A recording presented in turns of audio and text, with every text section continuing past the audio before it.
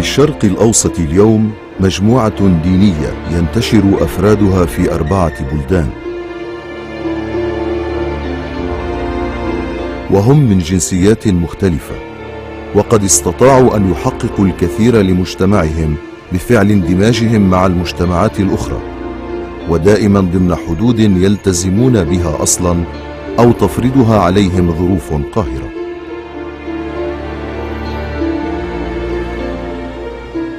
يتوزع الدروز اليوم على كل من لبنان وسوريا وفلسطين والأردن، ولهم في هذه البلاد بنيتهم الاجتماعية والدينية الخاصة، وكذلك قيادتهم العشائرية والسياسية، وتربطهم فكرة التوحيد برباط وثيق يتخطى التوزع الجيوسياسي، ولكنهم لا يلتقون على توجه سياسي مشترك. الدروز ليس لهم طموحات لإقامة دولة درزية سياسية، فلذلك كل طائفة درزية يجب أن تكون موالية للأرض وللتربة وتتفاعل مع الأكثرية التي تعيش معها. هذا بالنسبة لنا نقول عنه يعني سر البقاء.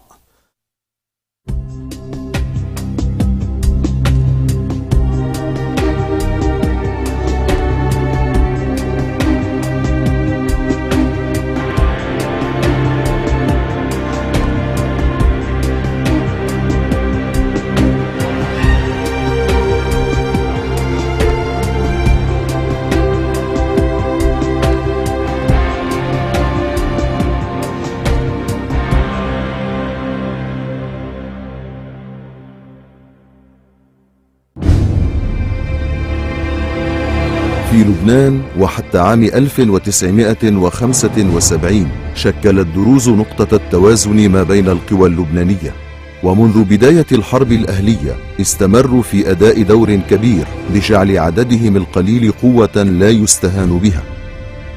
أما في سوريا فيعيش الدروز في منطقة تعرف بجبل الدروز، وكان لهم دائما دور محدود في السياسة السورية، في حين أنهم في فلسطين المحتلة هم مفضلون لدى الحكومة الإسرائيلية باعتبارهم العرب الوحيدين الذين يمكن الوثوق بهم.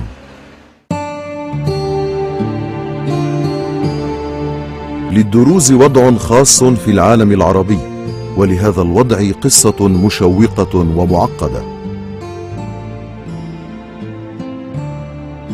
فهم يتحدرون من شعب آمن برسالة رجل يدعى حمزة بن علي، ولإثبات ولائهم وإيمانهم بالرسالة الجديدة وقعوا على الميثاق قبل حوالي 1000 سنة ليشكلوا مجتمعا أخويا ويعرفوا بالموحدين.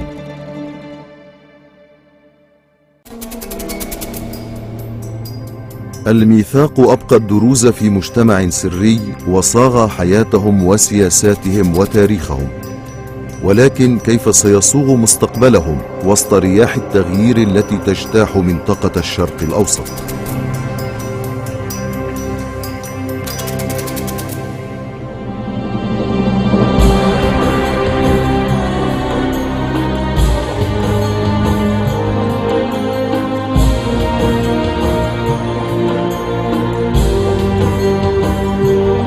على مدى تاريخهم الطويل تخطى الدروز في مسيرتهم عقبات كثيرة بفعل تماسكهم في مجتمع ديني اتسم بالغموض، فحتى عهد قريب لم يكن الدروز منفتحين دينيا، وقلما عرف شيء عن معتقدهم وممارساتهم، ووصفوا بأنهم باطنيون. في الماضي لم يستوعب الآخرون التقاليد الدينية للدروز، واعتبروا ممارساتهم غريبة لأنهم لم يفهموا أسباب تحفظهم فيها وسريتهم.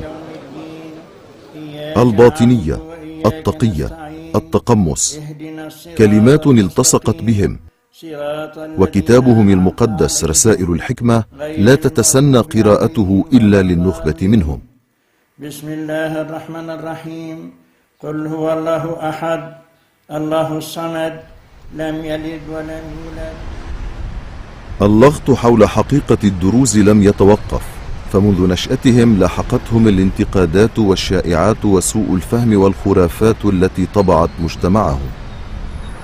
كطائفة ما عندي فكرة، ما بعرف عنهم شيء. يعني ما بتقدري توصلي 100% شو دينهم، شو الدين اللي عندهم ما بتوصلي لهم 100%. يعني بتفوتي معهم بتفوتي ما بتاخدي نتيجة. عندهم قضية انه الانسان لا يصبح لا يأخذ دينه الا في السن 40، ما قبل 40 لا يأخذ دينه. هاي بعض الاشياء يعني اللي بعرفها عن الطائفة الدرزية. انه سامع انه في لهم علاقة شيء، انه العجل له علاقة شيء بهالطائفة او بالدين تبعهم، او اذا ما عندي فكرة اصلا اذا دين او بينتموا لشيء او شيء تقليدي مشيوا عليه. من المضحك انه هناك اقاويل واشاعات منتشرة في المجتمع الشرقي حول الدروز، انه مثلا من احد الاشياء يقال لهم ويرمز لهم العجول ترميزا الى العجل، ما بياكلوا ملوخيه لانه زحط عليها العجل، او مثلا تعشى عند الدرزي ونام عند المسيحي. بس ليش بيقولوا انه بيعبدوا العجل؟ لانه لما بهاء الدين السموقي المقتنى به ارسل وراء نشتكين الدرزي انه يبطل يبشر بالدعوه وعليه ان يكف عن هذا الادعاء انه هو العقل الكلي، فلم يمتثل لأمر بهاء الدين نشتكين، فبعت مرسال من قبله يخلي الموحدين يقولوا انه عن نشتكين يعبد العجل لا يعبد الاله. فعرف انه اذا هذا الداعي اللي هو بشر بالتوحيد اتهموا بهاء الدين بعباده العجل، ولحد اليوم يقال لهم انهم عجول. ربما تكون السرية المطلقة التي تمسك بها الدروز هي السبب فيما تعرضوا له من انتقاد وكلام مغرض واتهامات، لكنها كانت أيضا سبب بقائهم. السرية منا من صلب التوحيد، السرية هو ظرف آني تاريخي جبر الموحدين لعدم الاضطهاد والقتل والتنكيل والتعذيب انه يمارسوا هذه التقية. هذه السرية يطلق عليها اسم التقية، التي تعني الاستتار بالمألوف تجنبا لأذى المفترين واتقاء لشرهم. الموحدين بعد دعوة التوحيد تعرضوا لمحنة أقسى منها بالتاريخ ما صاروا مضطرين للتقية، ليستروا حالهم ببعض الأماكن، إنه يظهروا شغلات ويخبوا شغلات، بس ممنوع يكذبوا. يعني ما حدا يفكر إنه اسمح له الموحد إني أنا أكذب عليك، بس مسمح لي إني أخبي عنك. يعني في شغلات مش ضرورة إذا بدي أقول لك إياها وتضر فيي وبجماعتي ما لي حق ولا، بس مش مضطر أكذب أبدا، أنا بقدر بخبي بس. التقية هي التعايش، يعني فلسفة البقاء، الاكزيستنس، يعني survival في الإنجليزي. ففلسفة البقاء كأقلية دينية يجب أن تبقى صامدة على أرضها وتحترم وتتفاعل مع الأكثرية. كذلك إلا إذا الأكثرية لم تحترم الدروز، سواء إن كانت أكثرية إسلامية أو يهودية، فالدروز لا ينام على ضيم.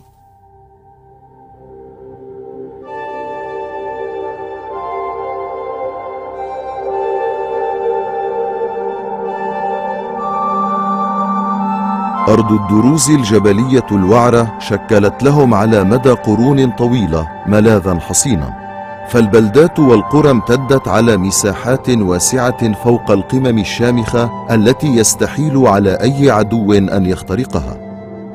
وعلى امتداد تاريخهم عرف الدروز كمقاتلين شجعان يدافعون بنبل عن أرضهم ومجتمعهم. أوف أوف أوف أوف أوف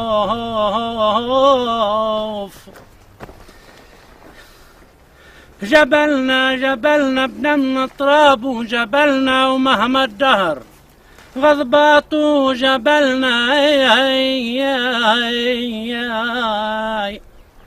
نبقى هون ما منترك جبلنا تراب الأرض أغلى من الذهب.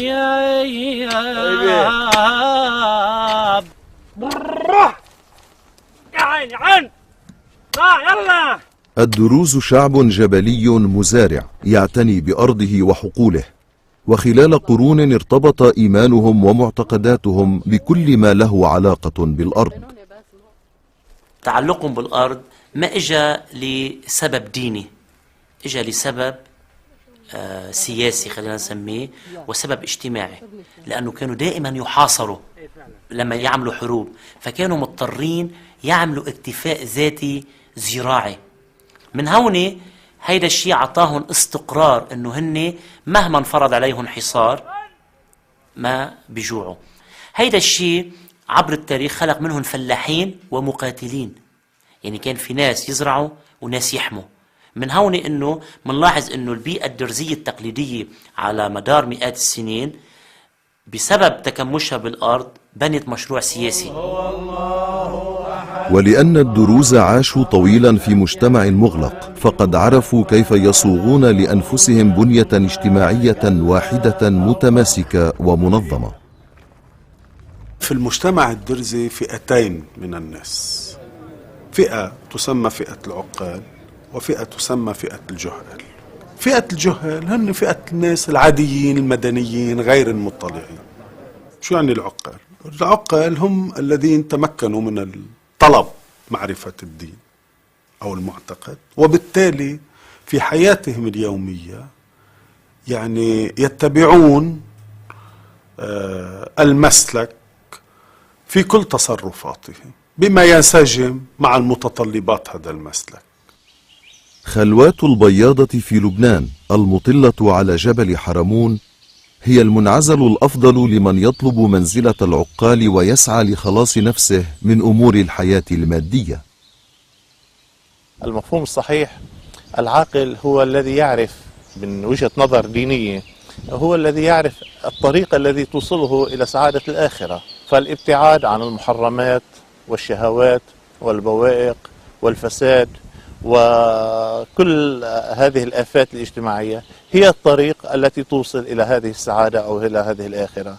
فالذي يسلكها يكون بنظر أو بالعرف العام إنسان عرف مصلحته، والعاقل هو الذي يعرف مصلحته، أما الجاهل هو الذي لا يعرف مصلحة نفسه. حين يحسم العاقل خياره فإنه يعيش بوحي هذا المسلك وسط عائلته وبيئته ومجتمعه، على غرار الشيخ فايز الحديفي من بلدة حاصبية في لبنان. طريق التوحيد اللي بيفرض على الجاهل والعاقل يكون ملتزم بالآداب الدينية وبالمروة بالنخوة بالشجاعة بالكرم بالمساعدة، في صفات لابد انه الانسان يحملها حتى لو كان جاهل. اما القيام بالفرائض والعبادات والصلاة مفروض على العاقل دون الجاهل عنا. يمكن هذا نختلف فيها عن بعض المذاهب، فيه مثل ما قلنا حرية، بس بالنسبة للعقال يعني غير مسقوطة عنهم ابدا. الانسان ما قبل البلوغ بيتبع اهله، ومطلوب من اهله انهم يوجهوه، لازم يعلموا دينه او المبادئ الدينية حتى يحمل سلاح في حياته الاجتماعية. اما ما بعد البلوغ يعني بعد 15 سنة بحق للبنت او الشاب يتابع مسلكه الديني او يخرج يعود لحياته العادية حسب رأيه بدون اي اكراه، لانه نحن الدين مش مبني على الاكراه عنا. طبعا انا انقطعت من سن ال15 لسن ال25، وهذه فترة كنت عم بتعلم فيها، وبس خلصت الجامعة مباشرة رجعت، لانه التربية البيتية إلها تأثير يعني. اما بنفسي كنت احمل يعني بذور هالمسلك، يعني انه بتشوق انه مر يصير لي فرصة، بس خلصت علمي ويعني رجعت للشيء المطلوب مني. هيلدا ابنة الشيخ فايز اختارت حياة العقال التي تفرض عليها التزامات خاصة. مرة الشيخة يعني بتعيش حياة عادية، بس في اشياء بتميزها عن النسوان التانيين يعني الجهال، انه بتقوم بالصلاة، بالواجبات المفروضة عليها، بتربية أولادها كمان، وانه توعيتهم وتوجيههم على الصلاة. واكيد في كتير اشياء يعني انه بتنحرم منها لانه هي بدها هيك يعني. لكن عائلة الشيخ فايز ليست كلها من فئة العقال، فبعض أولاده لم يطلب دينه بعد ولم يتعرف إلى المسلك الروحي. بعد ما خلصت البريفات وبدي أدخل مرحلة الثانوية، خيرت من قبل الوالد، وكان أنا ردي لا أني كمل دراستي لأنه عندي قناعة بهذا الموضوع، يعني أنه أنا بدي أبني شخصيتي، وما كان في معارضة أبدا من الوالد، بالعكس يعني في تخيير بهذا الموضوع. بالوقت ذاته ما بطلع من المربى والبيئة والاشياء الاولويات اللي متعلمتها من اهلي واللي هم يعني مربيني عليها، بس بالوقت الحاضر لا ما عندي اي استعداد للالتزام يعني. بين الالتزام الواعي من جهة والبحث عن نمط عيش مختلف من جهة أخرى، تجد عائلة الحديفي نفسها في مناخ تقليدي تفرضه البيئة التي تعيش فيها. فإذا اختلفت هذه البيئة، فهل يختلف معنى الالتزام وطريقة البحث عن حياة جديدة؟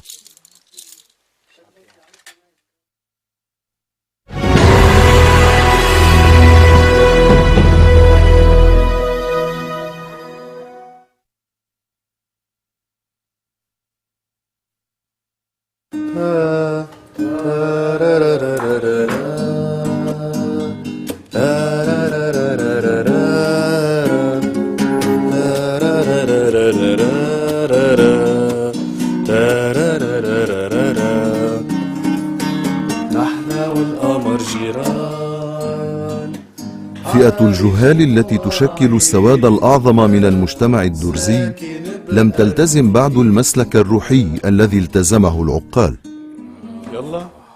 ولكن لأفراد هذه الفئة الحق في الالتزام ساعة يشاءون، وذلك بطلب شخصي منهم. طب يلا قعدة، بس ليه جايبين 10 كيلو فول؟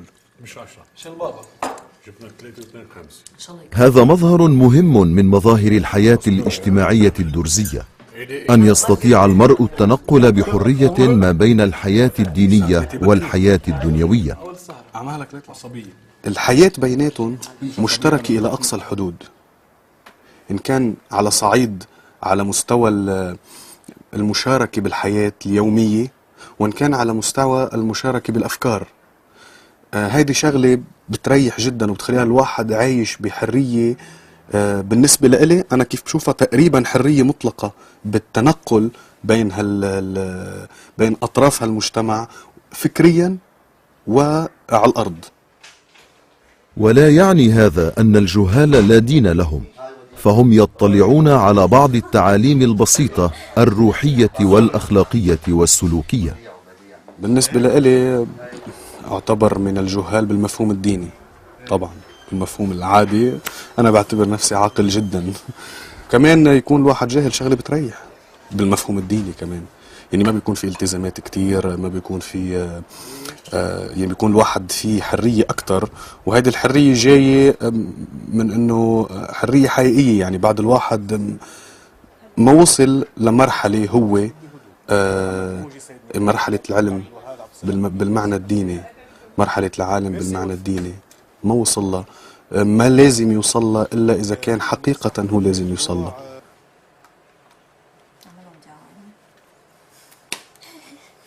موضوع الدين وتاريخه، يعني رسائل الحكمة وحمزة بن علي وأيام الفاطميين وتاريخ الدروز والانتقال إلى جبل لبنان والاضطهاد وتسكير الدعوة وغيره، موضوع عطول بنحكي فيه، يعني بنتناقش فيه على أساس تاريخي. طبعا بس الواحد بده يفهم الاشياء الجديدة لازم يطلع على الاشياء القديمة، وما بعتقد اي انسان قد ما كان جاهل ما عنده اطلاع يكفي لانه يكون درزي.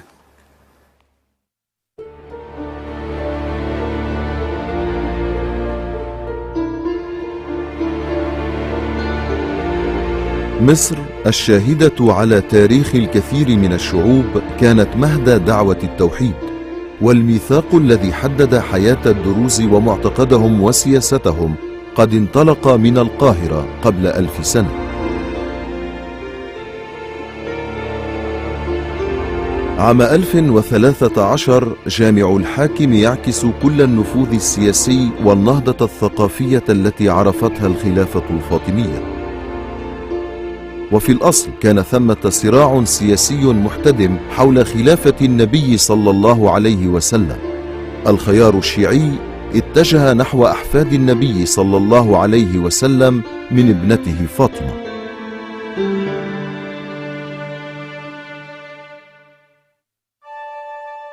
الخلفاء الفاطميون كانوا من أتباع المذهب الشيعي الإسماعيلي، وقد عرفت مصر في عهدهم ازدهارا عمرانيا واقتصاديا تدفقت فيه عليها الثروات والخيرات. واتسع حكم الفاطميين حتى بلغ كل المناطق الواقعة ما بين المحيط الأطلسي والبحر الأحمر واليمن ومكة المكرمة وبلاد الشام. وعرفت مصر في الفترة نفسها نهضة عمرانية. في هذه الأجواء ظهر الحاكم بأمر الله وبويع خليفة على الفاطميين، ولم يكن قد تجاوز 11 من عمره. وتضاربت الآراء حول شخصيته وممارساته، ولكن الثابت أنه اهتم بالعلم والثقافة وقرب إليه الفقهاء وأكرمهم، فازدهرت في عهده الحركة العلمية والأدبية والفقهية، وأسس دار الحكمة ثم دار العلم الذي ضم مكتبة كبرى. بيت الحكمة في القاهرة كان يمثل مركز الاستقطاب الثقافي الأول في العالم الإسلامي. كان من الطبيعي أن تنشأ حركات دينية جديدة تفسر يعني الدين الإسلامي، أو تأخذ جزءا من هذا الدين الإسلامي وتنطلق إلى وجهات أخرى. في عهد الخليفة بأمر الله كانت الثقافة الإسلامية قد بلغت أوجها، ودخلت على العالم الإسلامي تأثيرات فكرية قائمة على ترجمة النصوص الإغريقية والبابلية والفارسية والهندية.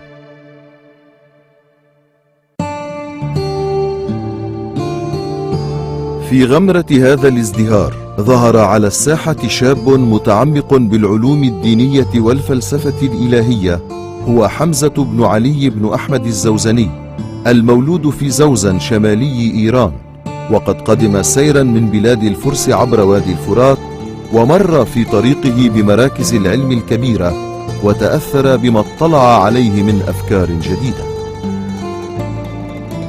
دخول حمزة على خط هذه التفسيرات والتأويلات وما نجم عنها من معارف جديدة كان وراء نشأة الموحدين الدروز.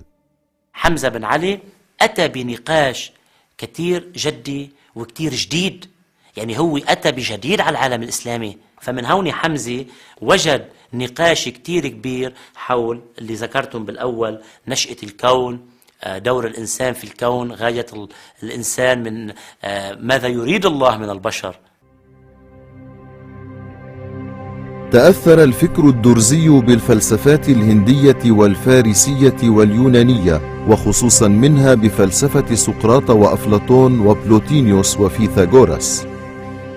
هودي هم فلاسفة لامسوا التوحيد أو فاتوا في التوحيد، إنما هن كانوا العتبة الأساسية اللي بدها تكون مسؤولة مباشرة فيما بعد عن التوحيد الكامل اللي أتى على يد حمزة بن علي. ليش؟ لأنه في هذه الحقبة الزمنية كانت الفلسفة اليونانية عم بتحاول تبحث شغلتين، واحدة منهم معرفة الذات في سبيل معرفة الله، إلغاء تعدد الآلهة، وتفسير لهذا الكون العظيم. فلسفة حكماء اليونان دستور، قانون لمستقبل مش لنا، العالم كله في كل الأمور، في الطب وفي التشريع وفي القانون وفي رجع إلى حكماء اليونان، ونحن المنبع الأساسي حكماء اليونان. ترجع التوحيد الحقيقة لحكماء اليونان عنا، طبعا في قبلهم بس هن يعني المدى المنظور يعني والمعروف. ويقول الموحدون إن جوهر دعوتهم يسعى إلى الكمال في بلوغ الحقيقة المطلقة ومعرفة الله تعالى. بدعم من الخليفة الحاكم بأمر الله بدأ حمزة ورفاقه الدعاة التبشير بالرسالة الجديدة، وكان حمزة قد حرر في بدء دعوته ميثاقا يوقعه على نفسه كل من يقبل عقيدة التوحيد. الميثاق هو تعاقد بمعنى أن المؤمن الموحد يكتب على نفسه عهدا بأن يلتزم، بأن يقوم بواجباته. طبعا هذا شيء جديد. الميثاق طرح وجهة متكاملة وقال لهذا الآخر: عليك أن تتبرأ من علومك القديمة حتى تكتسب العلوم الجديدة. يعني مثل الوعاء، بدنا نصب في شيء مادة جديدة، فتنصب في مادة جديدة لازم يكون الوعاء تحرر من المادة القديمة. فالميثاق اجى وقال انك تتبرأ من هذه اللغط في فهمك للكون وفهمك لذاتك، وتأخذ دعوة التوحيد في شكل الجديد. عبارة تبري يمكن شوي لفظة شوي يمكن هيك بشوفوا قيس الواحد، يعني تبري ترك. هو الموضوع انه لا يمكن لواحد يدخل مذهب التوحيد وبعده معلق بمذهب ثاني، مذهب قيم له قواعد واركانه. ثمة فكرة ثوروية يمثلها الميثاق، فرغم قفل الدعوة عام 1043 بعد استفحال الاضطهاد ضد الدروز، فإن هذا الميثاق لا يزال ماثلا إلى اليوم بقوة بسبب الظاهرة الفريدة في الشرق الأوسط، التقمص. الميثاق له أهمية كبيرة، والبعض يعني بيقول بالتوحيد أنه هذا الميثاق يتقمص فينا، وهذه كلمة يمكن بتفاجئ الإنسان بس يسمعها، أنه كيف بيتقمص. بيعتبروا أنه الموحد الذي أقر بدعوة التوحيد في زمن الكشف هو حمى حاله وخلص حاله في الأجيال الجاية، فهو اعتبر موحد في كل الأجيال والأدوار اللي بده يجيها. والتقمص يعني ولادة جديدة لشخص مات قبل زمن، فتنتقل روحه إلى جسم جديد تحت اسم جديد وفي بيئة جديدة.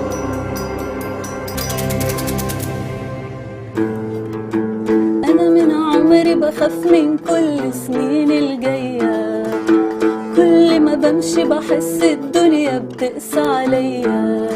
ندى أبو شقرة تعيش قرب بيروت مع عائلتها، وهي موسيقية وشاعرة. تقول إنها تتذكر حياتين عاشتهما قبلا، وخصوصا الحياة التي انتهت خلال أحداث عام 1958 التي جرت في لبنان. بأحداث 58 كان في مشاكل بين اليزبكية والجنبلاطية بالجبل. يومتها كان كمال جنبلاط بالضيعة بالخريبة، وعمل صلحة بين أفراد من اليزبكية والجنبلاطية، واتفق إنه ياهن خلاص يا شباب وما بدنا مشاكل، وفل. قبل ما يوصل كمال بيك للمختارة كان بلش القواس بالضيعة. وقفت أنا بالشباك عم عيط له لابني لحتى إنه ما بدنا مشاكل، ما بدنا نحمل سلاح ونقتل. بس كانوا بالجهة المقابلة كان في شخص عم بيقوس على كل ضوء بيشوفه بالبيوت. وقفت بالشباك دغري اجت رصاصة بقلبي.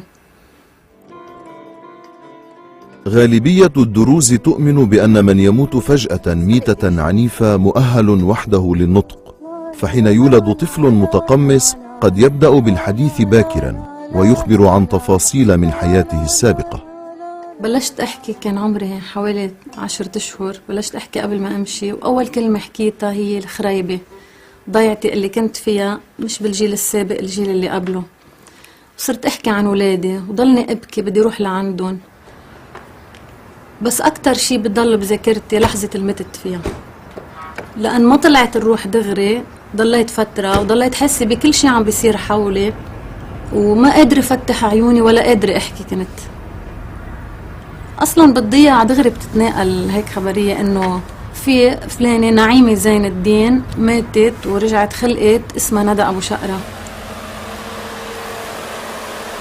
ندى أبو شقرة تزور باستمرار أولادها الذين أنجبتهم يوم كانت روحها في جسد نعيمة زين الدين، لذلك لا عجب أن يكونوا أكبر منها سنا.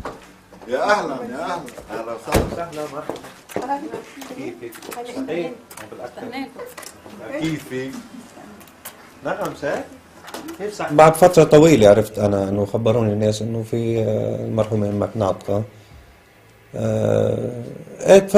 تفاجأت وانبسطت كتير، يعني رحت شقيت عليها وسمعنا منها القصة كيف صارت. بتذكر أنا كل شيء بتذكره إنه نحن كنا نايمين بالغرفة الثانية وسمعنا العيطة والهيدا، وأنا شفت الوالدة المرحومة الوالدة شفتها متمددة على الأرض. تفاجأنا بالمشهد. كانت نايمة على الأرض هيك ودم مبرك.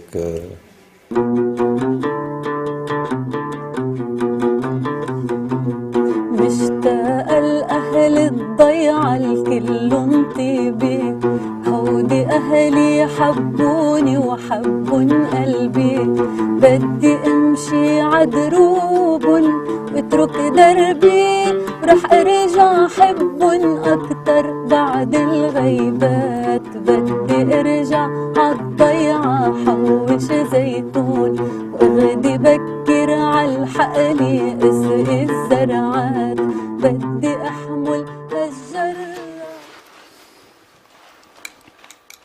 ظاهرة التقمص هذه وغيرها من الظواهر يفسرها الدروز في كتبهم السرية. وفي طليعة هذه الكتب رسائل الحكمة التي كانت دائما مثار جدل على غرار الكثير من الكتابات السرية للمذاهب الأخرى. بعض هذه المذاهب قد اعتمدت منذ القرن التاسع مبدأ التعمية في تدوين أفكارها وحقائقها لحماية نفسها، واستمرت بذلك قرونا طويلة. فهل اعتمد الدروز المبدأ نفسه؟ وأية حقائق تحملها هذه الرسائل ليحاول الدروز إخفاءها؟ هذا التاريخ مليء بالقصص الممتعة جدا من حيث ماذا يعمى، لأنه ما يعمى عادة يكون موضوع مهم أو موضوع مثير أو موضوع لا يجب أن يطلع عليه الكثير. وطرقها إذن بدأت بطريقة بسيطة، أنه نأخذ الحرف ونستعيض عن الحرف بحرف آخر أو رمز آخر، والنص المكتوب يكتب إذن بشكل آخر لا يمكن أن يقرأه إلا من يعرف المفتاح. هناك طرق أخرى كثيرة أعقد، سماها العرب التعمية البديعية أو التعمية اللغوية، ومنها أنواع عديدة: الإخفاء، التورية، الرمز، اللحن. فتقرأي نص فيمكن أن تعودي لما المقصود منه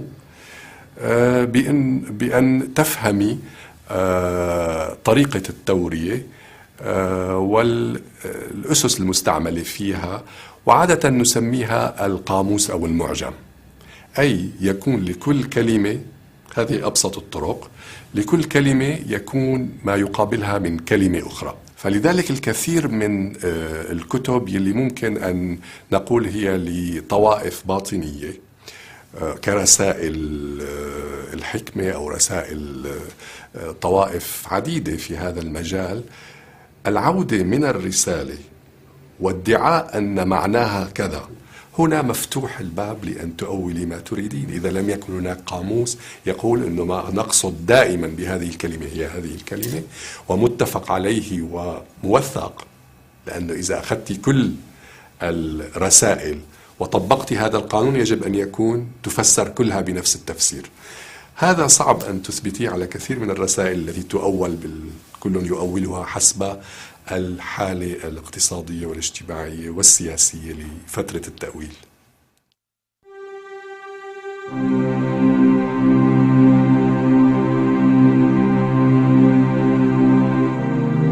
رسائل الحكمة لم تطبع قط، وقد نسخت باليد جيلا بعد جيل على مدى 1000 عام.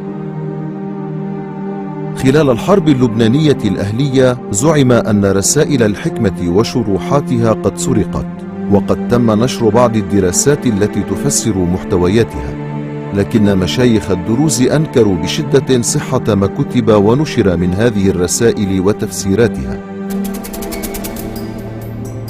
للمرة الأولى تعرض على الشاشة صور لبعض هذه الرسائل، فهل ما جاء فيها يقرأ بحرفيته أو هو كلام مرمز يقصد به معنى آخر؟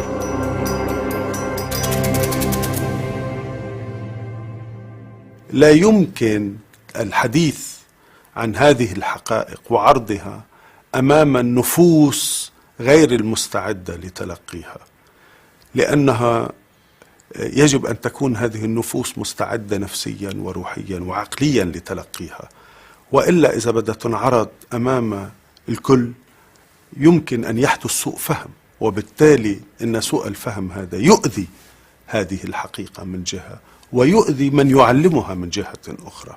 وهذه كمان بفسر إلى حد بعيد التصرف الموحدين في أنهم ينغلقون على أنفسهم، لأنه لا يستطيعون البوح بكل ما يعتقدونه أمام الجميع، لأنه مش كل الناس على نفس السوية في فهم هذه المعارف وهذه المقاصد.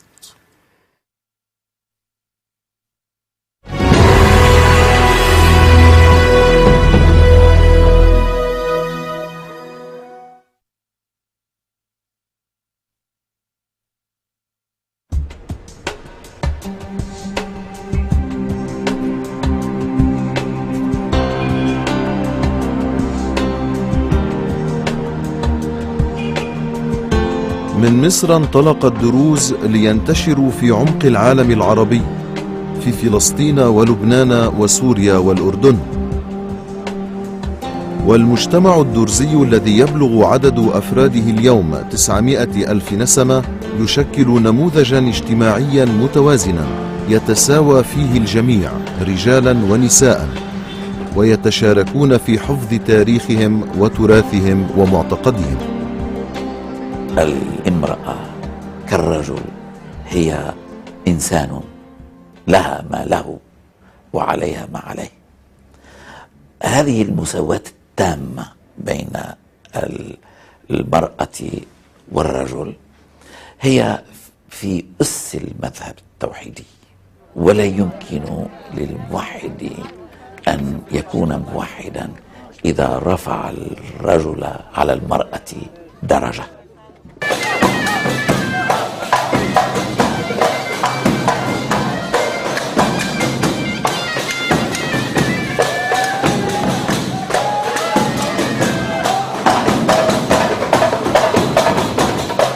المكانة الخاصة للمرأة الدرزية تتجلى باكرا في إلزامية تعليمها، وتترسخ في زواجها وحياتها العائلية، وهي تحتفظ بحقوق قلما تتمتع بها المرأة في مجتمعات أخرى.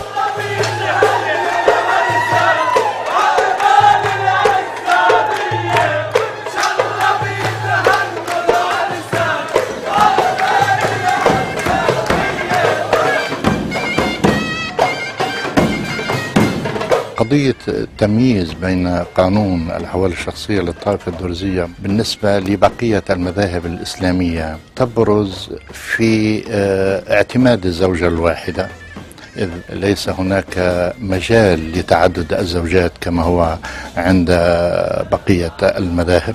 ثانيا، المرأة متساوية مع الرجل في الحقوق والواجبات، ومن مظاهر هذه المساواة أن المرأة تطلق تحت عنوان طلب التفريق والرجل يطلق. إذن ليس الطلاق أو كما يقال العصمة بيد الرجل، بل بيد الرجل والمرأة على السواء. هذا من جهة. من جهة ثانية بالنسبة للحقوق، عندما يحصل هناك نزاع، إذا كانت المرأة هي المعتدية فالرجل يأخذ نصف مالها حتى نصف الثوب الذي على بدنها، وإذا كان الرجل هو المعتدي فيحق للمرأة أن تأخذ نصف مال الرجل. ونحن بهذا سبقنا أيضا التشريعات الغربية بأكثر من 1000 سنة يعني. الشوف معقل الدروز في لبنان يشهد على الدور الريادي للمرأة الدرزية، بحيث برزت في التاريخ الدرزي أسماء نسائية عديدة. قصر المختارة في قلب هذه المنطقة لا يزال يحمل صورة الست نظيرة جنبلاط التي تسلمت زعامة الدروز عن زوجها فؤاد جنبلاط عقب اغتياله، وأدت دورا كبيرا في تاريخ لبنان والمنطقة، وهيأت الطريق لابنها كمان. كمال جنبلاط الذي اغتيل عام 1977 كان زعيم الدروز فيما مضى، وكان من أشهر الشخصيات الدرزية في القرن العشرين. سياسي مثقف وفيلسوف مطلع على الثقافات القديمة وزعيم عربي، وقد كتب في السياسة والاجتماع والدين، وتحدث من وجهة نظره عن خصوصية المجتمع الدرزي. كان هناك رأي عند رجال الدين وأيضا مساهمة من القائد الشهيد كمال جنبلاط بأن التربية يجب أن تقترن بالتربية على القيم وعلى الأخلاق، لأن الوطن يجب أن يبنى بأجيال تتحصن بالعلم والمعرفة والأخلاق والإيمان. طبعا أنشئت مؤسسة العرفان التوحيدية، وكانت الفكرة من إنشائها إقامة مدارس للتعليم الديني والتعليم العام، حيث أن المناطق الدرزية في الجبل لم تكن تحتوي على مدارس تستطيع أن تلبي حاجة أبناء المنطقة للعلم وللمعرفة. ومحكومين، لولا الثورات قديما لما تغيرت الأنظمة. هاي ماضينا وهيدا هون مستقبلنا العلمي والتكنولوجي والعصري. نحن هلا أمام غرفة تمثل الساينس فيكسيون، الخيال العلمي. تفضلوا.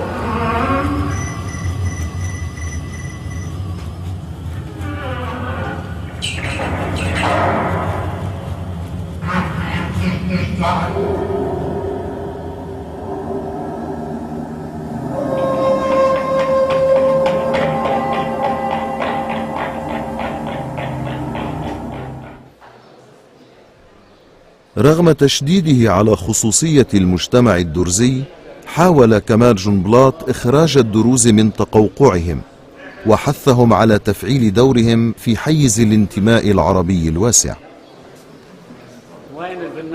ورث وليد جنبلاط الزعامة السياسية على الدروز، وأخذ على عاتقه الاستمرار فيما بدأه والده الشهيد في شأن تثبيت الانتماء العربي لطائفته. يعني الفضل يمكن بلبنان للموضوع الدرزي كمال جنبلاط، اللي أخرج الدروز من بعض القوقعة اللي كانوا عايشين فيها أيام الانتداب الفرنسي، أخرجهم إلى البحر العربي الواسع وإلى البحر العالمي وإلى حركات عدم الانحياز إلى آخره، وأسس الحزب. أخرج المختارة من أيضا القوقعة، إذا صح التعبير، التقليدية الإقطاعية. هذا الفضل له، أنا بكفي بس مسيرته.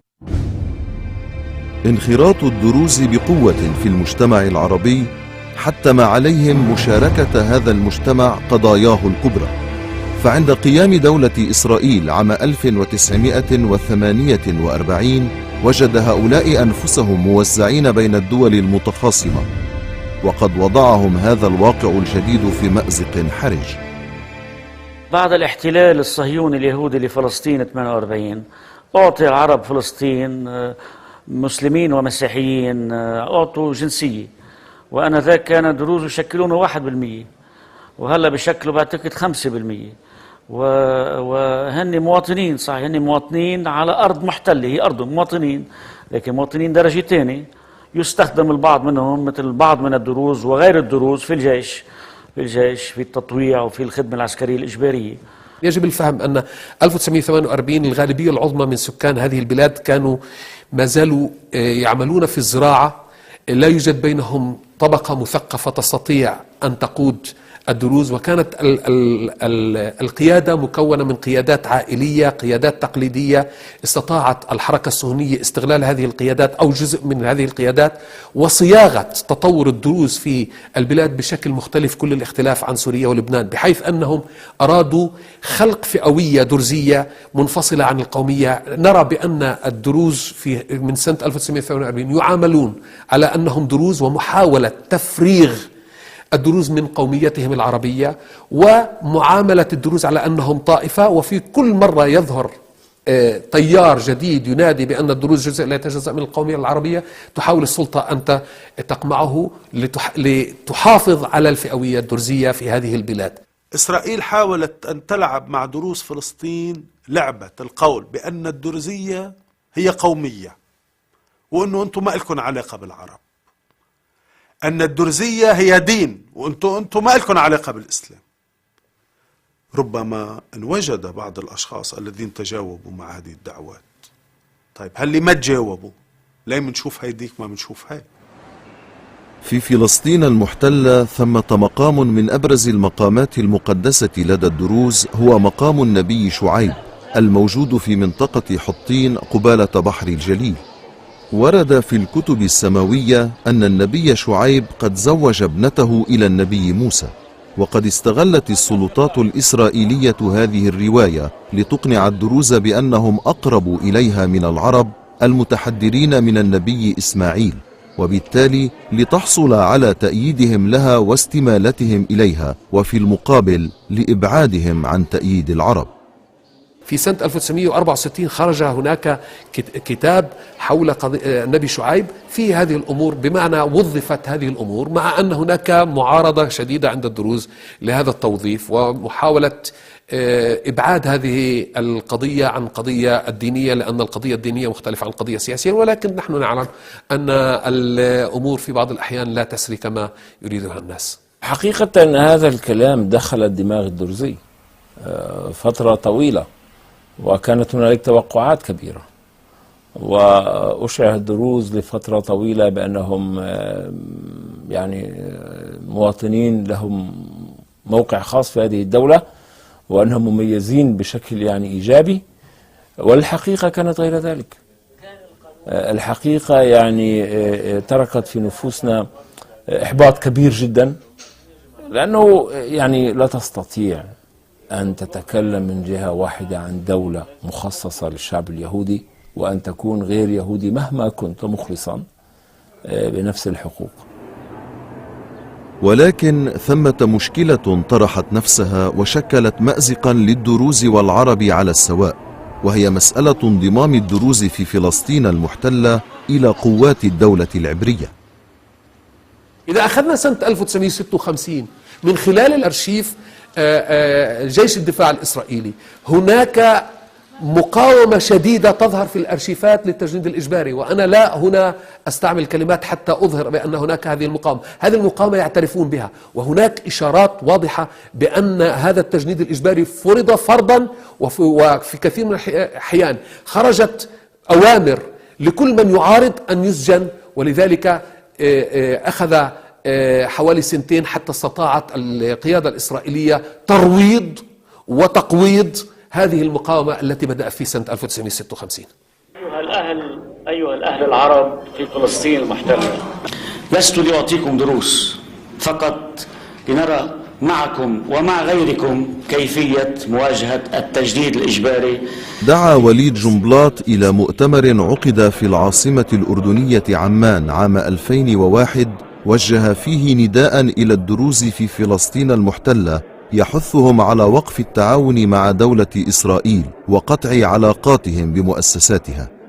وليد جنبلاط راح على الأردن وفتح حوار مع بعض الفئات لتشجيعهم على رفض التجنيد الإجباري، على رفض إطلاق النار على إخوتهم الفلسطينيين، على المشاركة في الانتفاضة الفلسطينية، وقال لهم إنه ما بيلتحق بهذا الدور أنا ماني مسؤول عنه، كل واحد يخلص حاله. مؤتمر عمان أثار جدلا في موضوع المرجعية السياسية للدروز، وقد تضاربت الآراء حول جدواه، وبدت الطائفة الدرزية للمرة الأولى ربما تحصد وزر الحدود المصطنعة التي فرقتها عقب قيام دولة إسرائيل. وأتى الأستاذ والرئيس وصديقي زعيم الطائفة الدرزية السياسي في لبنان وليد جنبلاط مع بعض السياسيين لمؤتمر يدعو الدروز عدم المشاركة، فهذا أعتبرها أنا شخصيا تدخل في شؤون الطائفة الدرزية والاستقرار الذي يساورنا ويرافقنا مدة 55 سنة. لا يمكن أن نغير المعادلة بعد 60 سنة. محاولة إفراغ شرعية وليد جنبلاط كانت عملية سياسية في داخل هذه البلاد، يعني بمعنى آخر لا تتدخلوا بشؤوننا أيها الدروز في لبنان، نحن نستطيع أن نحل مشاكلنا، لكن إذا كانت الأمور في هذا الشكل لماذا في بعض الأحيان نحن نتدخل في شؤونهم؟ إذا كانت القضية هي قضية عدم التدخل في أمور معينة والتدخل في أمور مختلفة، فهي نوع من النفاق. أعتقد أنها كان هناك نوع من النفاق.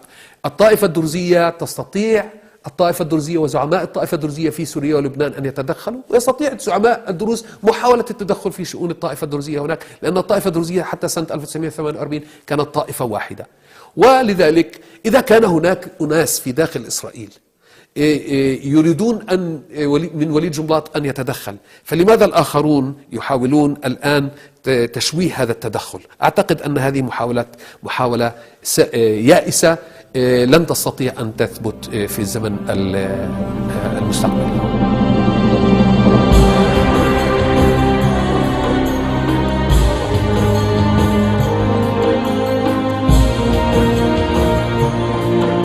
التاريخ الدرزي الحافل بالتقلبات كان من المستحيل أن يتخطاه الدروز من دون ذلك الالتزام الوجداني العميق بعقيدتهم وقيمهم ومسلكهم الخاص الذي حدده لهم الميثاق ويشدهم إلى بعضهم البعض برباط مقدس. ولكن كيف سيصوغ مستقبلهم وسط رياح التغيير التي تجتاح منطقة الشرق الأوسط؟